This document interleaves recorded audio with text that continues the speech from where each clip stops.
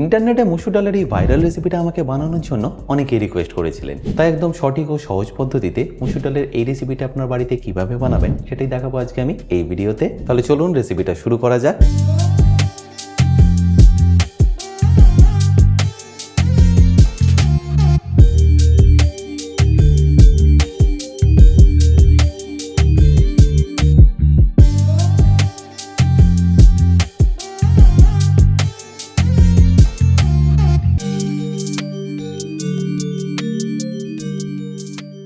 By the way, আমি chef Atanu, আপনারা দেখছেন অতনু রান্নাঘর, আর আজকে আমাদের রেসিপি মসুর ডাল মাখার। তাহলে সবার প্রথম এই মসুর ডাল মাখা বানানোর জন্য আমি এখানে একটা কড়াই নিয়ে নিয়েছি, যার মধ্যে আমি দিয়ে দেবো আগে থেকে ভিজিয়ে রাখা মসুর ডাল। আমি মসুর ডালটাকে আগে থেকে 2 থেকে 3 বার কিন্তু ভালো করে ধুয়ে নিয়েছি। তারপরের মধ্যে দিয়ে দেবো পাতলা করে কাটা আলু,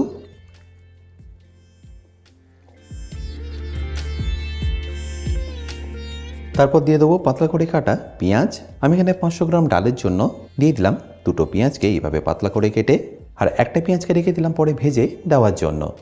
তারপর পেঁয়াজের সাথে অ্যাড করে দেবো টমেটো। আমি এখানে 2টো টমেটোকে এইভাবে পাতলা করে স্লাইস করে ব্যবহার করলাম। তারপরের মধ্যে দিয়ে দিতে হবে স্বাদ মতো নুন, সাথে যাবে বড় চামচের 1/2 চা চামচ হলুদ গুঁড়ো, আর ওই একই বড় চামচের 1/3 চামচ কাশ্মীরি লঙ্কার গুঁড়ো। ব্যাস, তারপরের মধ্যে দিয়ে দিন সর্ষের তেল। আমি এখানে 3 বড় চা চামচ সর্ষের তেল ব্যবহার করলাম। এরপর 3টে কাঁচা লঙ্কা দিয়ে এটাকে ভালো করে আমি মাখিয়ে নেব।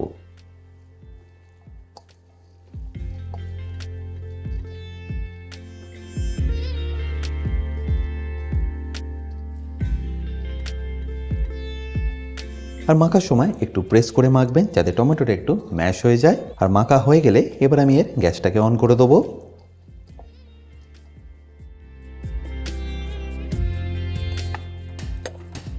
এই সময় আপনারা ফ্লেমটা মিডিয়াম টু লো রাখবেন, আর তারপর এটাকে ভালোভাবে মিশিয়ে নেবেন। মোটামুটি এইভাবে আপনাদের মেশাতে হবে যতক্ষণ না টমেটোটা একটু গলে আসছে।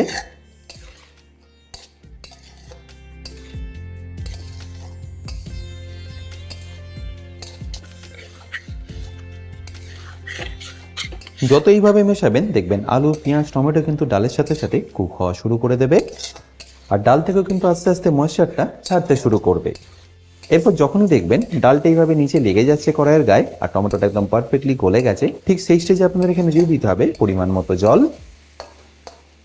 আপনারা এটাকে কিন্তু প্রেসার কুকারেও কুক করে নিতে পারেন, বাট আমি এটাকে কড়াইতেই বয়েল করে নিচ্ছি।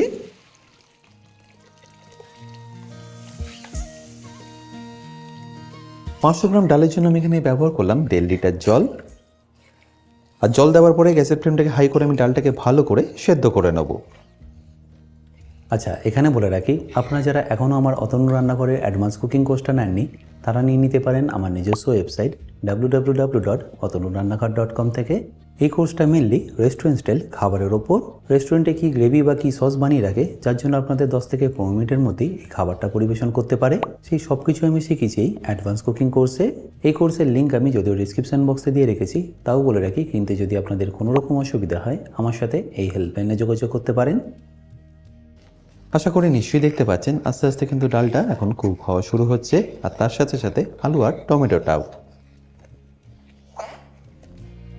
আচ্ছা, এখানে বলে রাখি, আপনারা যারা অতনু রান্নাঘরে ইউটেন্সিলগুলোকে নিতে চাইছেন লিঙ্ক আমি ডেসক্রিপশন বক্সে দিয়ে রেখেছি, অ্যামাজন থেকে সেটা আপনারা ইজিলি কিনে নিতে পারবেন। আশা করি নিশ্চয়ই দেখতে পাচ্ছেন ডালটা এখানে কিন্তু পারফেক্টলি এখন কুক হয়ে গেছে, আর এপাশে আলুটাও দেখে নিন এখানে এখন পারফেক্টলি সেদ্ধ হয়ে গেছে। ব্যাস, এবার আমি ফ্লেমটাকে লো করে দেবো, আর তারপরে তরকাটা রেডি করার জন্য একটা ফ্রাইং প্যান আমি গ্যাসটাকে অন করে নিচ্ছি, আর তারপর তাতে দিয়ে দিচ্ছি সর্ষের তেল। খুব বেশি সর্ষের তেল এখানে আপনাদের লাগবে না, 30 ml মতো দিয়ে দিলেই হবে 500 গ্রাম ডালের জন্য। এবার তেলটা একটু গরম হয়ে গেলে আমি তাতে দিয়ে দেবো 4টে শুকনো লঙ্কা, আর তারই সাথে 1 বড় চা চামচ গোটা জিরে। তারপর দিয়ে দিতে হবে কুচনো রসুন 2 চা চামচ, তারই সাথে আদা কুচি 1 চা চামচ, আর তারপর কাঁচা লঙ্কা দিয়ে দেবেন ঝালের জন্য, আপনারা যতটা ঝাল খেতে চান সেই অনুযায়ী। বাস, তারপর এটাকে ভালো করে মিশিয়ে নিন।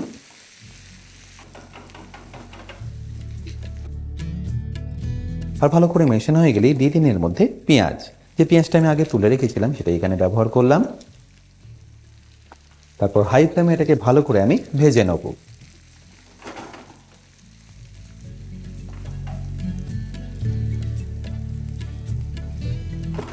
এই পেঁয়াজটাকে আপনাদের একটু লাল লাল করেই কিন্তু ভেজে নিতে হবে, তাহলে দেখবেন ডালের টেস্টটা দারুণ সুন্দর আসবে।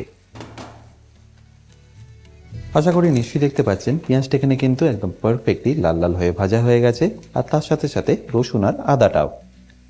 ব্যাস এই স্টেজে এটাকে আপনাদের ডাইরেক্টলি দিয়ে দিতে হবে ডালের মধ্যে।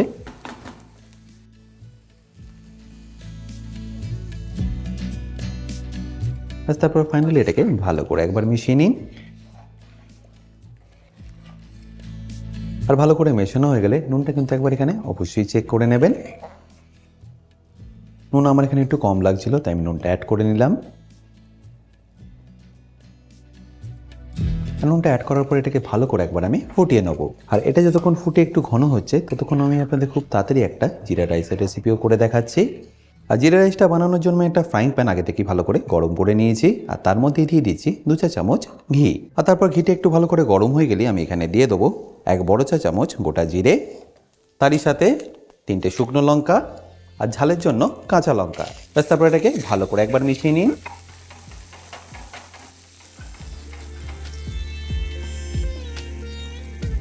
আর মেশানোগুলো আমি এখানে দিয়ে দিচ্ছি বাসমতি রাইস, যেটা আমি আগে থেকেই কুক করে রেখেছি।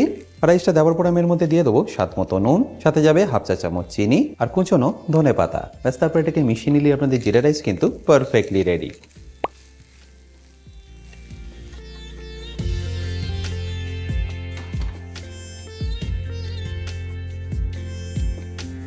তাহলে নিশ্চয়ই দেখতে পেলেন জিরা রাইসটা বানানো কতটা সিম্পল। তাহলে এখানে জিরা রাইসটাও রেডি, আর উপরে ডালটাও কিন্তু এখন পারফেক্টলি রেডি হয়ে গেছে। দেখুন ডালটাও কিন্তু এখানে এখন পারফেক্টলি রেডি। এবার ফাইনালি এর মধ্যে আমি দিয়ে দেবো অল্প একটু ধনে পাতা। তারপর এটাকে ভালো করে মিশিয়ে নিয়ে গ্যাসটাকে বন্ধ করে পরিবেশন করুন। তাহলে নিশ্চয়ই দেখতে পেলেন এই ডালটা বানানো কতটা সিম্পল। জিরা রাইসের সাথে খেতে কিন্তু এটা দারুণ সুন্দর লাগবে।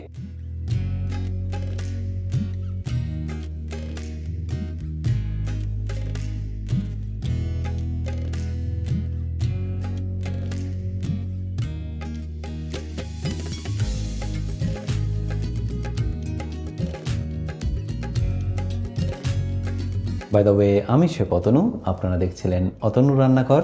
দেখা হচ্ছে আপনাদের সাথে একটা নতুন রেসিপি নিয়ে নেক্সট এপিসোডে। ভালো থাকবেন, সুস্থ থাকবেন।